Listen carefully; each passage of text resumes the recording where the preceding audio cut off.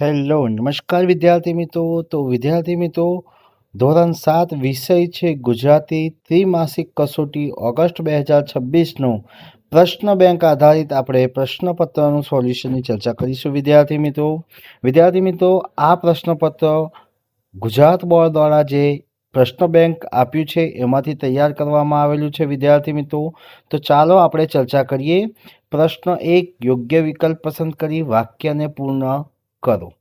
પહેલો પ્રશ્ન છે, માન્ય પોતા સમૂહને એટલે? તો જવાબ છે ઓપ્શન બ, સૌને પોતાના જેવા ગણ્યા. બીજો, સદા અમારા અંતરમાં એટલે? જવાબ છે હંમેશા અમારા હૃદયમાં રહો. ત્રીજો પ્રશ્ન છે વિદ્યાર્થી મિત્રો નથી. પ્રશ્ન નંબર 2 છે, કૌંસમાં આપેલા શબ્દોનો ઉપયોગ કરીને ખાલી જગ્યા પૂરો. તો પહેલો જ પ્રશ્ન છે, મહાવીર સ્વામીએ ખાલી જગ્યા અહિંસાનું આચરણ કર્યું. તો જવાબ છે પૂર્ણ. બીજો પ્રશ્ન છે, ગૌતમ બુદ્ધે ખાલી જગ્યા માર્ગનો બોધ આપ્યો. તો જવાબ છે વિદ્યાર્થી મિત્રો માધ્યમ. ત્રીજો પ્રશ્ન છે, શ્રી કૃષ્ણને ખાલી જગ્યા કહ્યા છે. તો યોગી કહ્યા છે. ત્યારબાદ આપણી પાસે આવે છે વિદ્યાર્થી મિત્રો પ્રશ્ન નંબર 3, કૌંસમાંથી યોગ્ય શબ્દ પસંદ કરી ફકરો પૂર્ણ કરો. અમારા ગામની બહાર એક ખાલી જગ્યા તળાવ આવેલું છે. તો રળિયામનું તળાવ આવેલું છે.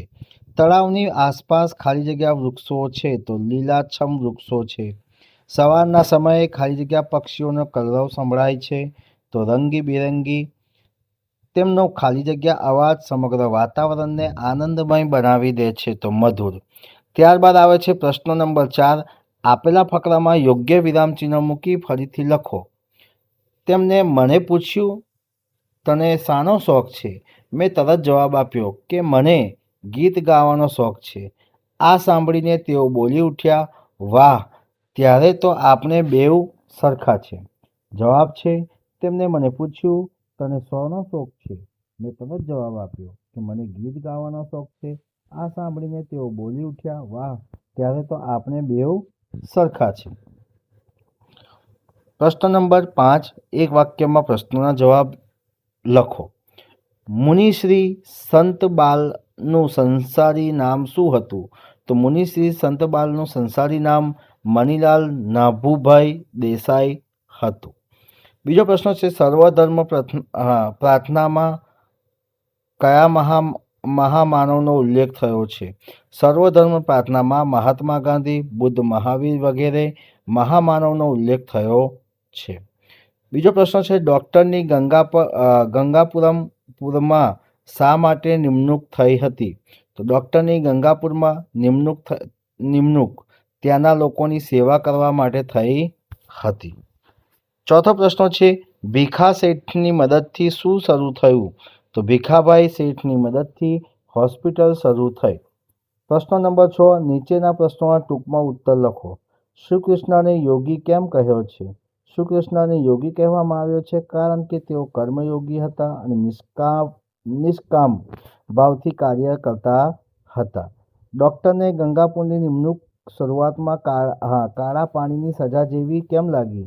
ગંગાપુરની નિમણૂક શરૂઆતમાં કાળા પાણીની સજા જેવી લાગી કારણ કે ત્યાંની પરિસ્થિતિ ખૂબ કઠિન હતી. ભીખા શેઠને ડૉક્ટરે કંજૂસ કેમ માન્યા? તો ભીખા શેઠને જરૂરિયાતમંદોનો ગુપ્ત રીતે મદદ કરતા હોવાથી ડૉક્ટરને તેઓ કંજૂસ લાગ્યા. ચોથો પ્રશ્ન છે, ભીખા શેઠ ગુપ્ત રીતે દાન કેમ કરતા હતા? ભીખા શેઠ પોતાની ઓળખ જાહેર ના થાય તે માટે ગુપ્ત રીતે દાન કરતા હતા. પાંચમો પ્રશ્ન છે, દાનવીર વાર્તામાંથી તમને કયો સંદેશ મળે છે? તો જવાબ છે, દાનવીર વાર્તાનો સંદેશ છે કે દાન કરવું મહાન કાર્ય છે અને ગુપ્તદાન એ વધુ શ્રેષ્ઠ છે. પ્રશ્ન નંબર 7, નીચે આપેલા શબ્દોનો સમાનાર્થી શબ્દો લખો. આનંદ તો ખુશી. નીચે આપેલા શબ્દોનો વિરોધી શબ્દ લખો. નાનું, મોટું. ક, રૂઢિપ્રયોગનો અર્થ આપી વાક્યમાં પ્રયોગ કરો. દમ નીકળી જવું, ખૂબ થાકી જવું. વાક્ય, દોડ્યા પછી મારું દમ નીકળી ગયું. ડ, શબ્દો સમૂહ માટે એક શબ્દ લખો. લોકોની સેવા કરનાર. તો જવાબ છે સેવક. યોગ્ય સંયોજકો મૂકો. વરસાદ વધુ હતો, ખાલી જગ્યા હું બહાર જઈ શક્યો નહીં, તો તેથી. પ્રશ્ન નંબર 8 છે, નીચેના સંવાદમાંથી કોઈ પણ એક સંવાદ પૂર્ણ કરો. પાર્થ: અરે કૌશિક, શું કરે છે? કૌશિક: હું ગણિતનું હોમવર્ક કરી રહ્યો છું. પાર્થ: વાહ, તું અને ગણિત?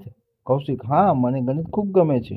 પાર્થ: બજારમાં કેમ જવાનો છે? કૌશિક: હું બજારમાં નોટબુક લેવા જવાનો છું. પાર્થ: તો ચાલ, હું પણ તારી સાથે આવું. કૌશિક: ચાલ, આપણે સાથે જઈએ. અથવા બીજો છે સંવાદ, ડૉક્ટર: શેઠ, તમે અહીંયા કયા કામે આવ્યા છો? ભીખા શેઠ: હું જરૂરિયાતમંદોને મદદ કરવા આવ્યો છું. ડૉક્ટર: આટલી મોટી મદદ તમે શા માટે કરો છો? ભીખા શેઠ: કારણ કે મદદ કરવી એ મારું કર્તવ્ય છે. ડૉક્ટર: પરંતુ કોઈને આ વાત જણાવવી જોઈએ ને? ભીખા શેઠ: નહીં, હું આ વાત ગુપ્ત રાખવા માંગુ છું. ડૉક્ટર: આજે મને તમારી સાચી ઓળખ થઈ. ભીખા શેઠ: આભાર, પરંતુ હું ઓળખ જાહેર કરવી નથી ઈચ્છતો. ત્યારબાદ આવે છે વિદ્યાર્થી મિત્રો પ્રશ્ન નંબર 9, નીચેના પ્રશ્નો જાહેરાત વાંચીને ઉત્તર આપો. મેઘધનુષ્ય ડેરી પાર્લર. તો અહીંયા વિદ્યાર્થી મિત્રો મેઘધનુષ્ય ડેરી પાર્લરનું એક પોસ્ટર આપેલું છે, જે તમે જોઈ શકો છો. પહેલો જ પ્રશ્ન છે, તમારે માવો લેવો હોય તો કોની સાથે સંપર્ક કરશો? જવાબ: માવો લેવો હોય તો સુભાષભાઈ માવાવાળાનો સંપર્ક કરીશું. નોંધ મુજબ તે શુદ્ધ માવો મંગાવી આપશે. મેઘધનુષ્ય ડેરી પાર્લર કેટલા વર્ષથી કાર્યરત છે? જવાબ: મેઘધનુષ્ય ડેરી પાર્લર છેલ્લા 2.5 દાયકાથી એટલે કે 25 વર્ષથી કાર્યરત છે. ત્રીજો પ્રશ્ન છે, મેઘધનુષ્ય ડેરી પાર્લર મહિનામાં કેટલા દિવસ બંધ રહેશે? તો મેઘધનુષ્ય ડેરી પાર્લર મહિનામાં દર અમાસે એટલે કે મહિનામાં 1 દિવસ બંધ રહેશે. ચોથો પ્રશ્ન, આ ડેરીમાં કઈ કઈ વસ્તુઓ મળતી હશે? જવાબ: આ ડેરીમાં માવા સિવાયની દૂધ અને ડેરીની બાકીની બધી જ વાનગીઓ અને વસ્તુઓ મળશે. પ્રશ્ન નંબર 10, નીચેની વાતચીત વાંચી પ્રશ્નોના ઉત્તર આપો. બરાબર, અહીંયા સ્ક્રીન ઉપર તમને વાતચીત આપી છે વિદ્યાર્થી મિત્રો, તમે એને જોઈ શકો છો. હવે આપણે ડાયરેક્ટ પ્રશ્નોની ચર્ચા કરીશું. મયુર શાળામાં મોડો કેમ આવ્યો? જવાબ છે, મયુર શાળામાં મોડો આવ્યો કારણ કે તે વૃદ્ધ માણસને મદદ કરતો હતો. નેક્સ્ટ પ્રશ્ન છે વિદ્યાર્થી મિત્રો, તેને કોની મદદ કરી? એટલે કે મયુરની વાત કરે છે. મયુરે કોની મદદ કરી? તો જવાબ છે વિદ્યાર્થી મિત્રો, તેને એક વૃદ્ધ માણસને મદદ કરી. ત્યારબાદ આપણી પાસે વિદ્યાર્થી મિત્રો નેક્સ્ટ પ્રશ્ન આવે છે. પ્રશ્ન નંબર 3, મયુરના મતે જરૂરિયાતમંદની મદદ કરવી શું કહેવામાં આવે છે? બરાબર છે, તો જવાબ છે વિદ્યાર્થી મિત્રો, મયુરના મતે જરૂરિયાતમંદને મદદ કરવા એ આપનું કર્તવ્ય જણાવ્યું છે. શું જણાવ્યું છે? આપણું કર્તવ્ય જણાવ્યું છે. ત્યારબાદ આવે છે વિદ્યાર્થી મિત્રો આપણી પાસે આવે છે નેક્સ્ટ પ્રશ્ન આવે છે. નેક્સ્ટ પ્રશ્નોની અંદર આપણને કીધું છે કે રીનાએ શાળામાં શું કરવાની વાત કરી છે? જવાબ છે, રીનાએ શાળામાં સેવા કાર્ય કરવાની વાત કરી છે. ત્યારબાદ આવે છે નીચેના ચિત્રોનું 5 થી 7 વાક્યમાં વર્ણન કરો. ચિત્ર વિદ્યાર્થી મિત્રો જોઈ લો અને એના વિશે આપણે લખવાનું છે. તો સૌથી પહેલાં આ ગામનું ખૂબ સુંદર દ્રશ્ય છે અને આ ગામ સ્વચ્છ છે. આસપાસ લીલાછમ વૃક્ષો અને તળાવ દેખાય છે. બાળકો આનંદથી રમતા જોવા મળે છે. ગાય અને અન્ય પ્રાણી શાંતિથી ચાલતા છે. સમગ્ર વાતાવરણ પ્રકૃતિમય અને શાંત છે. સ્વચ્છતા અને પ્રકૃતિનું જતન કરવું ખૂબ જરૂરી છે.